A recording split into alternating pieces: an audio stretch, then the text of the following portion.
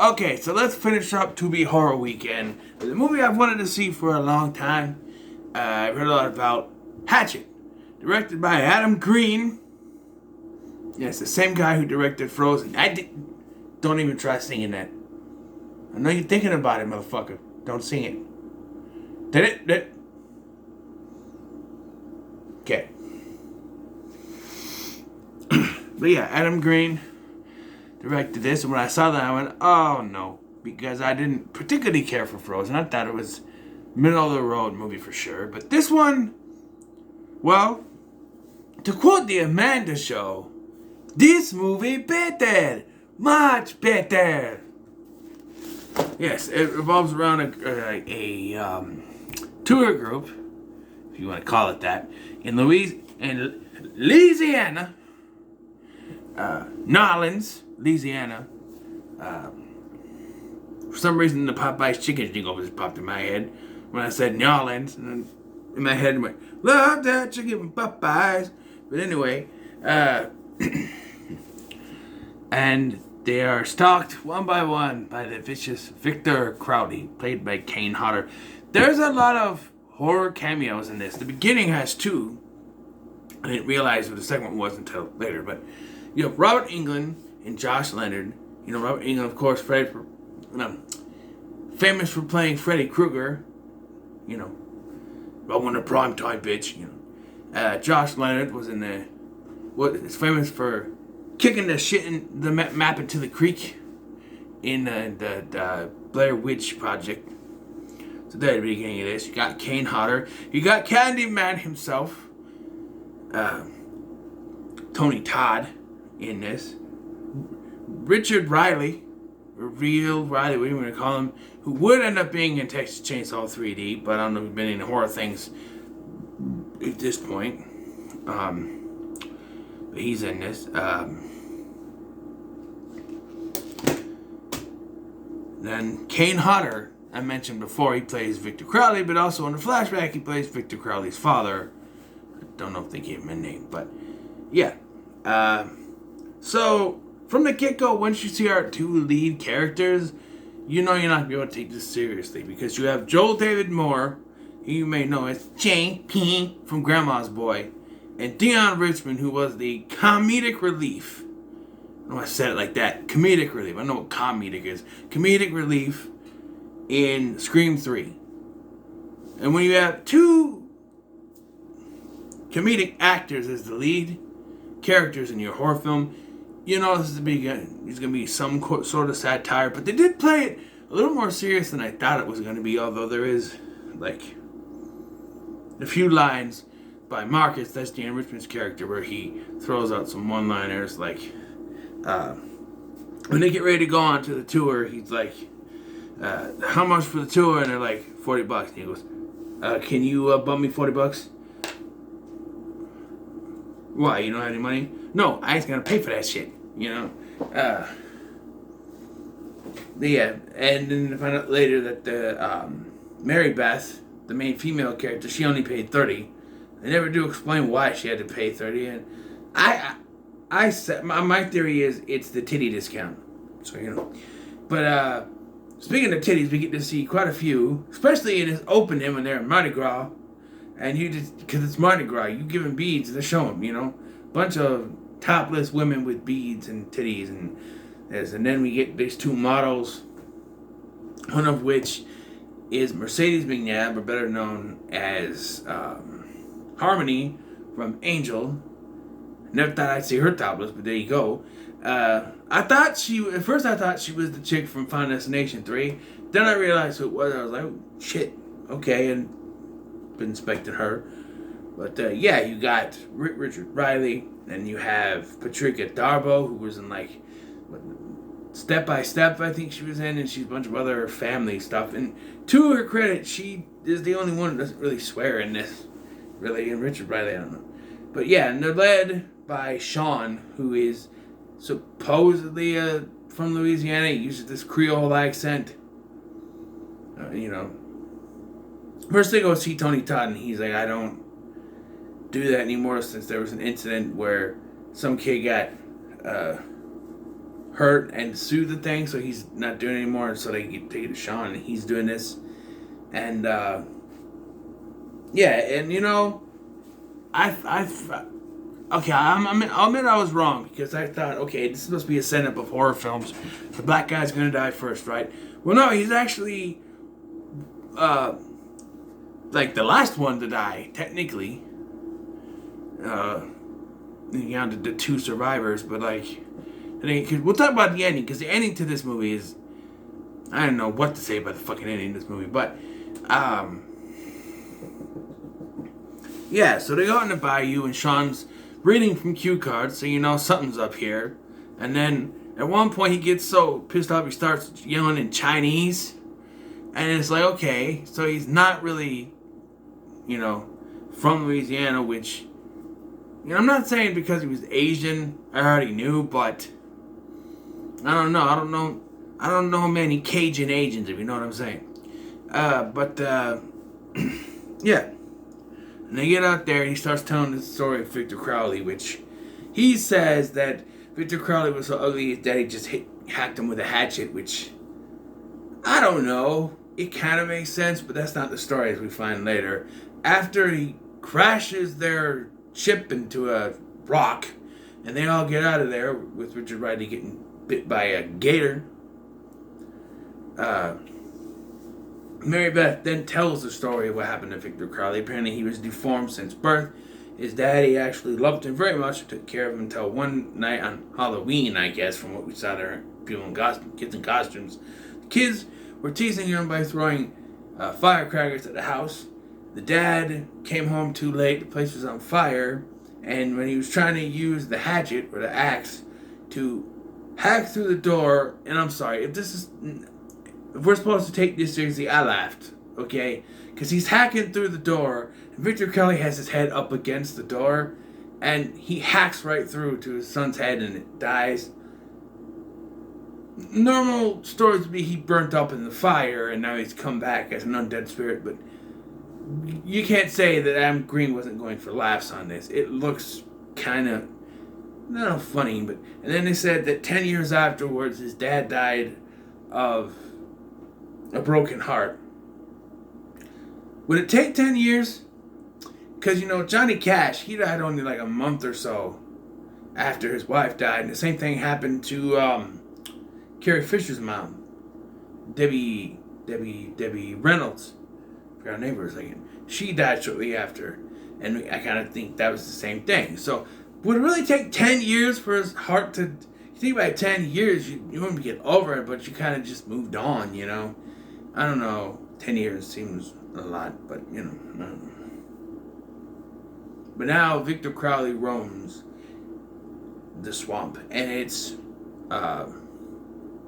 revealed that Mary Beth is actually the daughter of Robert Englund's character, sister of Josh Leonard's character.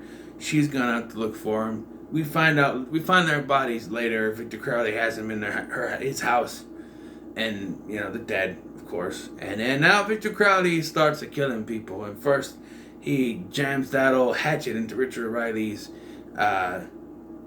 shoulder there and hacks him to death. And then he takes Patricia Darbo and rips her open through the mouth. And did I mention that John Carl Buechler did the effects for this film?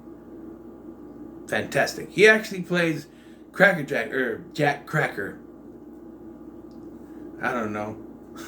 Earlier in this film. That's John Carl Buechler. May he rest in peace. Good sir. But,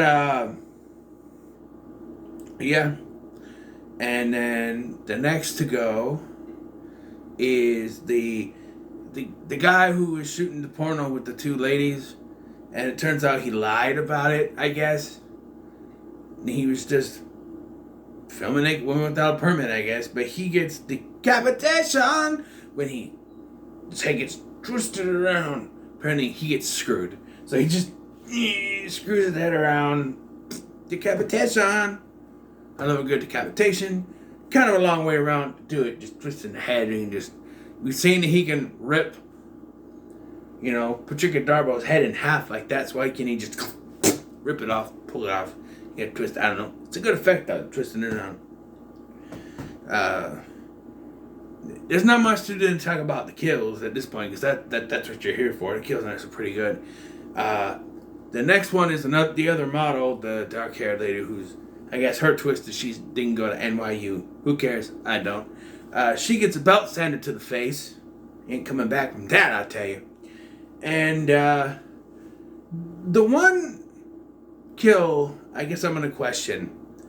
It's not that it's iffy, but just like all these cool effects, it's like they're running out of money. So this last one, which is really the last kill of the movie, well, no, second to last kill, because I forgot about Marcus. Unfortunately, the black guy does die, but it's a horror movie, so of course he's going to. But Mercedes McNabb's character, I forget her name, Misty, I think her name is.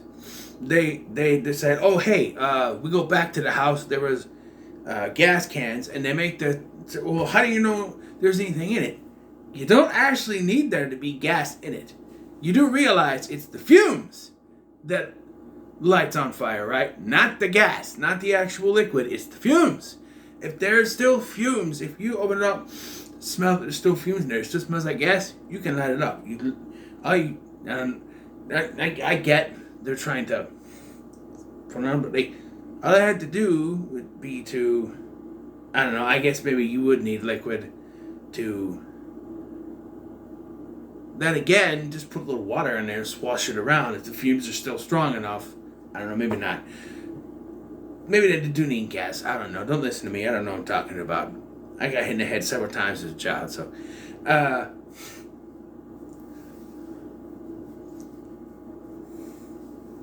I got hit in the head several times as an adult. Where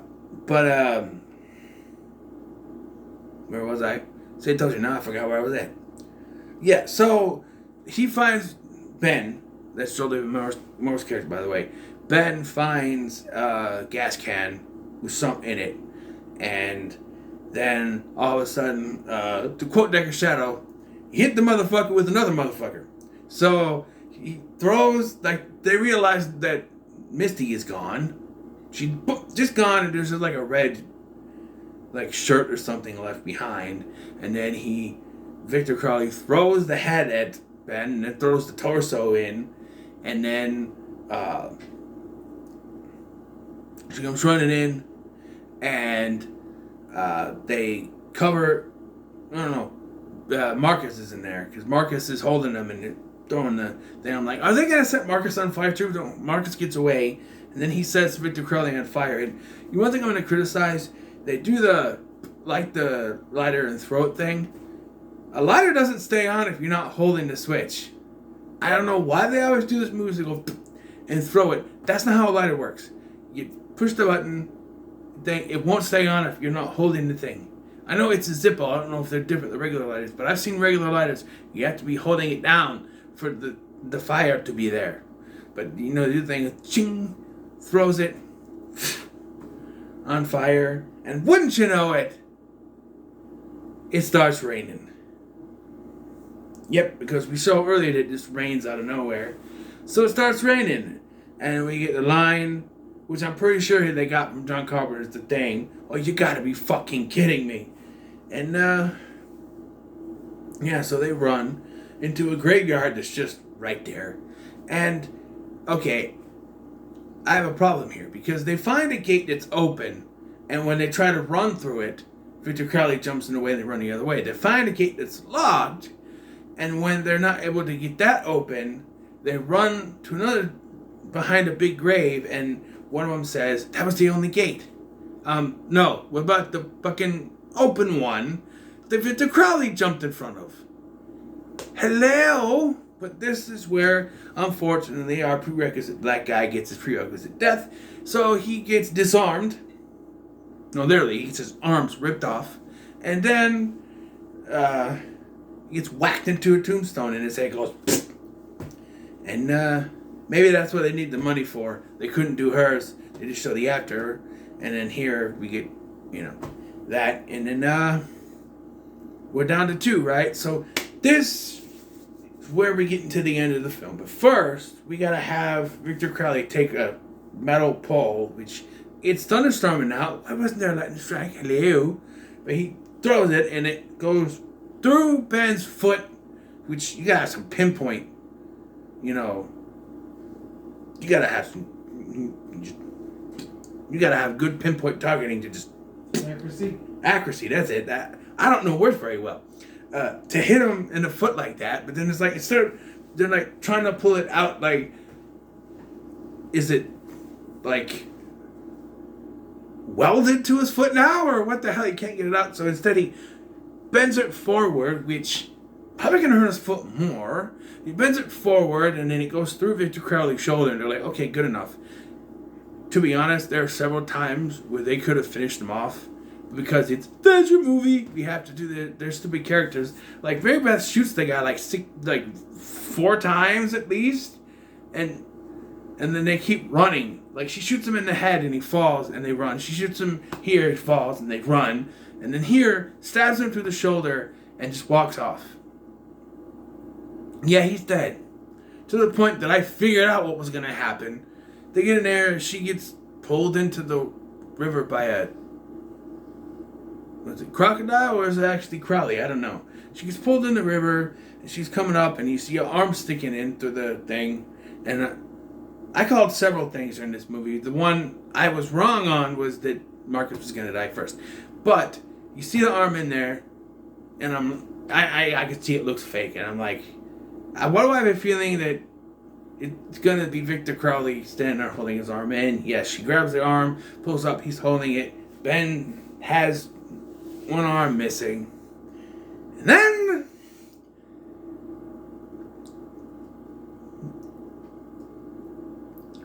she screams and the movie ends. I'm not kidding you, I had to rewatch it to figure out what the hell happened. Like, he pulls her up, he growls at her, she screams. Cut to black. Credits. I don't know what did they just run out of film? And Adam Green's like, okay, good enough. That's not an ending. I know that it probably continued in the second one, which stars Danielle Harris. That's one thing I was confused about. I thought Danielle Harris was in this. I thought she was Mary Beth, but no, I guess that's the sequels. But anyway, I did enjoy this film more than I thought I would. I was trying to find something. Hang on a second. Didn't you say that one Chinese guy was going to be in the next movie? Yeah, the actor is in the next one. He plays a different character. Sean. He plays a different character. But I'm like, I thought he was. Oh, I forgot about his kill. He gets decapitated. Decapitation. When Victor Crowley, I forgot he was in the movie, and that's how much I don't care. He takes the shovel and decapitates him. Yeah, and I thought he was going, because I know he was in the next one, but he's dead. So he's plays a different character in the next one, I guess.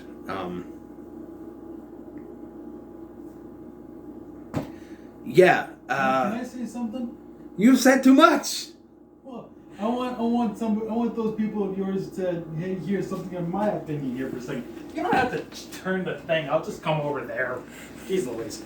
Okay. Who's Louise and why does she have the cheese? Okay, so that same time that Chinese guy got decapitated by the shovel, I call bullcrap on this because that one of the women, she gets hit with a belt sander. Yeah. And her lower jaw's missing. She's still crawling around. I'm like, oh yeah, I forgot about that. Yeah, I was like, well, how the hell does that work? She should be dead. Well, to be fair, they did that in the Grudge where they wasn't in. Well, I don't watch the Grudge after 10th grade. Kiko, whatever her name is, the one lady who was watching the other in that one, the one guy in charge finds her with her lower. She's still alive, at least I think. But you could still, even if you don't, I mean, there'd be a lot of blood loss, but you could still, like, your jaw could be taken out and you could still be alive as long as they stop the blood from coming out. How did she stop her blood from... I don't know. She just wasn't all the way dead yet. Yeah. Well, she was going to be dead. It's a slasher film. You know, it's supposed to make sense. But apparently Victor Crowley had to, what is it, like, impale her with a shovel. Yeah. Yeah. That the Chinese guy got decapitated with. Yeah, I forgot about that. But yeah, that was just weird. Anyway, my rating now that I've done being interrupted. Sorry. I'd have to say that all things considered, Victor Crowley's the fourth one. Hatchet is pretty good. And thus ends Tubi Horror Weekend 3. Will there be a fourth one? Probably. They keep putting horror movies on there. I'm probably going to keep watching them. Speaking of which, I'm still going to do December. They're still going to be going out. I'm going to be more sporadic. I'm going to do some videos that I don't have to sit through a movie to do. Like some talk about certain shows, stuff like that. But also, I want to finish what I started when it comes to some horror franchises like Wishmaster. And now this one, since I've started this one, and I don't know if there was another one I started with this.